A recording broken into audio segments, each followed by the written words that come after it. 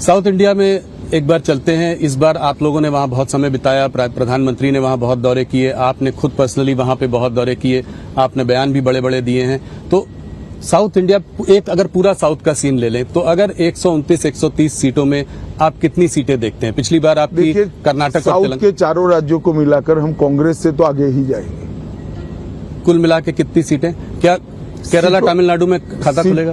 हम बहुत अच्छा चुनाव लड़े हैं जी, खाता तो निश्चित रूप से खुलेगा, परंतु सीटों का अनुमान लगाना वहां इसलिए दिक्कत है कि बड़ी कांटे की टक्कर हुई है। पर दोनों प्रदेशों में, मतलब तमिलनाडु में भी खुलेगा, केरला में भी खुलेगा। और तेलंगाना और आंध्र को कैसे देखते हैं आप? आंध्र प्रदेश में हमारा अलायंस है, हम बहुत अच्छा चुनाव लड़ रहे हैं, अभी शुरुआत है। और तेलंगाना में तो हम लोकसभा में बहुत अच्छा परफॉर्मेंस करेंगे, हमारी अब तक की हाईएस्ट सीट हम वहां से जीतेंगे। अमित जी, एक सवाल और, इस चुनाव के पहले 2 सीएम जो है अरेस्ट हुए हैं। केजरीवाल जी अरेस्ट हुए, वो तो अभी भी मुख्यमंत्री हैं, हेमंत सोरेन जी भी अंदर हैं। तो आज सुप्रीम कोर्ट ने ईडी से टाइमिंग ऑफ अरेस्ट पर क्वेश्चन उठाया है, तो इसको आप कैसे देखते हैं? नहीं, देखिए, ईडी सुप्रीम कोर्ट के सामने एक्सप्लेन करेगी जी, मगर मैं बताना चाहता हूँ, ये हौत समन के बाद हाजिर नहीं हुए। पहले समन में अगर आए होते तो चुनाव के 6 महीना पहले अरेस्ट हो जाते। बहुत बार समन्स दिया गया, वो आए ही नहीं। अब उनकी धर्मपत्नी सुनीता केजरीवाल जी कह रही हैं कि उनको इंसुलिन नहीं दिया जा रहा है, वहां पे उनको ठीक से रखा नहीं जा रहा है, ये उनको मारने की साजिश है। देखो भैया, तिहाड़ जेल दिल्ली सरकार के अंतर्गत आता है, जिसके मुख्यमंत्री केजरीवाल जी है, तो क्या उनको मारने की साजिश वो स्वयं कर रहे हैं? वो कहते हैं कि वो डीजी प्रिजन जो है वो दिल्ली पुलिस को शायद रिपोर्ट करता है। जरा भी नहीं। अच्छा, प्रिजन सीधा दिल्ली सरकार को रिपोर्ट करता है, तो इसमें आपका कोई सवाल ही नहीं पैदा होता। ईवीएम पर सुप्रीम कोर्ट का फैसला आया, ऑपोजिशन ईवीएम के बारे में बहुत सालों से बात कर रही है, हर बार नारा लगाती है कि बीजेपी सिर्फ ईवीएम की वजह से चुनाव जीतता है। अब आप लोग 1 नेशन 1 इलेक्शन की बात कर रहे हैं, ये लोग ईवीएम की बात कर रहे हैं। देखिए, आप क्या ये कर पाएंगे 1 नेशन 1 इलेक्शन? मैं पहले एक बात स्पष्ट कर दूं जी, राहुल गांधी जी जो बोलते हैं वो सोच विचार कर नहीं बोलते हैं। अगर हम ईवीएम के कारण जीतते हैं तो तेलंगाना में क्यों हारे, तमिलनाडु में क्यों हारे, केरल में सालों से क्यों हार रहे हैं, हिमाचल में क्यों हारे, बंगाल में क्यों हारे? या तो राहुल गांधी ने स्पष्ट करना चाहिए कि ईवीएम से आए नतीजों में हम जीतते हैं तो भी शपथ नहीं लेंगे। जी, जीतते हैं तो नए कपड़े पहनकर शपथ ले लेते हैं, हारते हैं तो ईवीएम पर ठीकरा फोड़ते हैं। किस प्रकार की राजनीति है भैया? जब आप जीतते हो तब ईवीएम सही है, जब हारते हो तो ईवीएम नकारा है। क्या देश की जनता ये सब नहीं समझती? क्या देश की जनता इसको समझती है? मगर मुझे तो आश्चर्य हो रहा है, इतनी बड़ी पार्टी अपने नेता के एडवाइजर क्यों नहीं बदलती है? मैं दूर से देखता हूं, मुझे आश्चर्य होता है। खैर छोड़िए, वो उनकी पार्टी का सवाल है।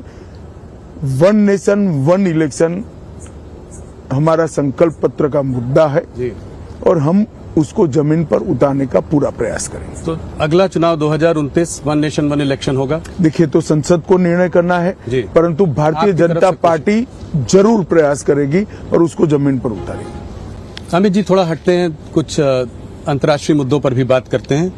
वॉशिंगटन पोस्ट पर एक आर्टिकल आया है, उसमें जो है उन्होंने कहा है कि रॉ, जो हमारी इंटेलिजेंस एजेंसी है, रॉ प्लॉट कर रही थी कुछ टेररिस्ट को यूएस में मारने का वहां पे, और उन्होंने कहा ये जो है ये डार्क साइड ऑफ मोदी सरकार है। इसका पहले कनाडा में भी आपको पता है। देखिए, इस प्रकार की रिपोर्ट के आधार पर, इतनी गंभीरता से मीडिया के रिपोर्ट के आधार पर नहीं सोचना चाहिए। अगर कोई कॉन्क्रीट आरोप है तो एजेंसियां उसका जवाब देगी। अगर कोई सरकार डिप्लोमेटिक मेथड से हमारे साथ चर्चा करती है तो हम इसका जवाब देंगे। कनाडा में निज्जर के मर्डर पे भी ये बात हुई थी कि जो है ऐसे आरोप मीडिया में लगने से मैं नहीं मानता कोई गंभीर सवाल खड़े होते। इसी से जुड़ा हुआ एक और रिपोर्ट आई थी, वो गार्डियन पब्लिकेशन में थी, उसमें था कि पाकिस्तान में 20 टेररिस्ट को जो है इंडिया ने फिर रॉ की बात थी, उस कुछ लोगों को इस्तेमाल करके वहां पे उनको मारा, टेररिस्ट को वहां पे मारा पाकिस्तान सॉइल में। इसको आप क्या कहेंगे?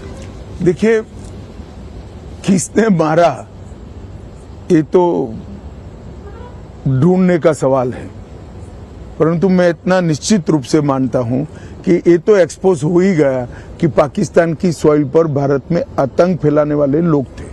प्रधानमंत्री जी भी कह रहे हैं, आपके काफी वरिष्ठ नेता भी कह रहे हैं कि अब ये भारत वो भारत नहीं रहा जो कि खड़ा होकर साइड से तमाशा देखेगा, ये भारत वो है जो घर में घुस कर मारता है। इस पर आपका क्या विचार है? निश्चित रूप से सर्जिकल स्ट्राइक और एयर स्ट्राइक करने के बाद पूरी दुनिया समझ गई है कि भारत की सीमा और भारत की सेना इसके साथ छेड़खानी नहीं करते, वरना जवाब मिलता है।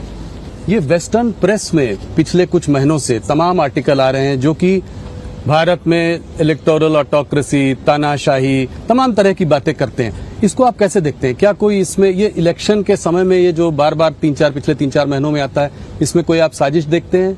या साजिश छोड़ दीजिए, मैं बड़े गौरव और विश्वास के साथ कह रहा हूं, हमारा लोकतंत्र, हमारी लोकतांत्रिक पद्धति और हमारा चुनाव तीनों दुनिया में सबसे ज्यादा ट्रांसपेरेंट है, सबसे ज्यादा विश्वसनीय है।